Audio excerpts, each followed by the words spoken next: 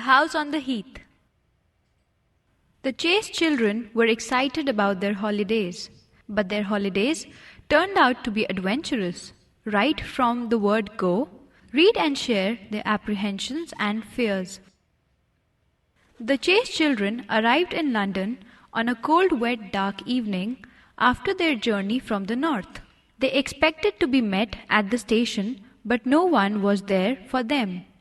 They waited and waited while the evening grew darker and their toes and noses colder.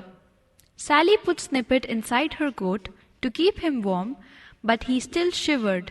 Kiwi stood on the sides of his feet and hung his head like a tired pony. John frowned. Ginny hadn't a giggle in her. Things were pretty bad when Ginny couldn't giggle. We will have to take a taxi. It'll make a beastly great hole in our funds, but it's the only thing.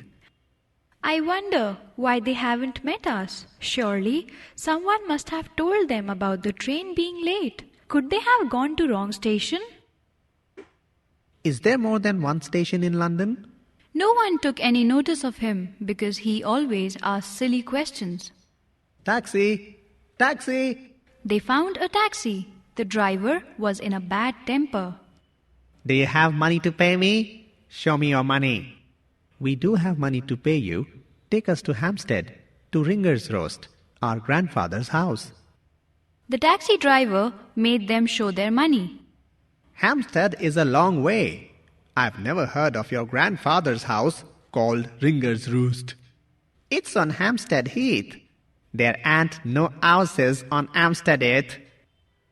The children hadn't an idea what he was saying. After driving them what seemed a very long way, he stopped his taxi in the middle of a dark, wet road. You'll have to tell me how to get there. Kiwi, see the dim shapes of trees standing tall and stark and leafless. She was beginning to feel scared, but admired the way John spoke to the driver. I repeat, tell me how to get there. We don't know. That is your business.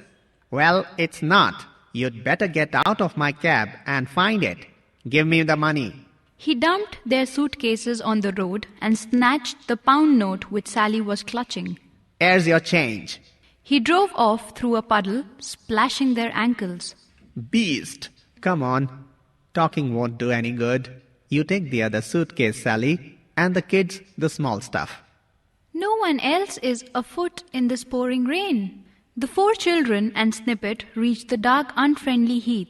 There, near the lamppost. A lamppost shining nearby showed them the name they had thought they would never see that night, Ringer's Roost. The bell. He fumbled for the bell and pressed hard. There is no one in the house. The letter which Mother had written to Grandfather is lying in the letter box. There was silence on the dark, unfriendly heath.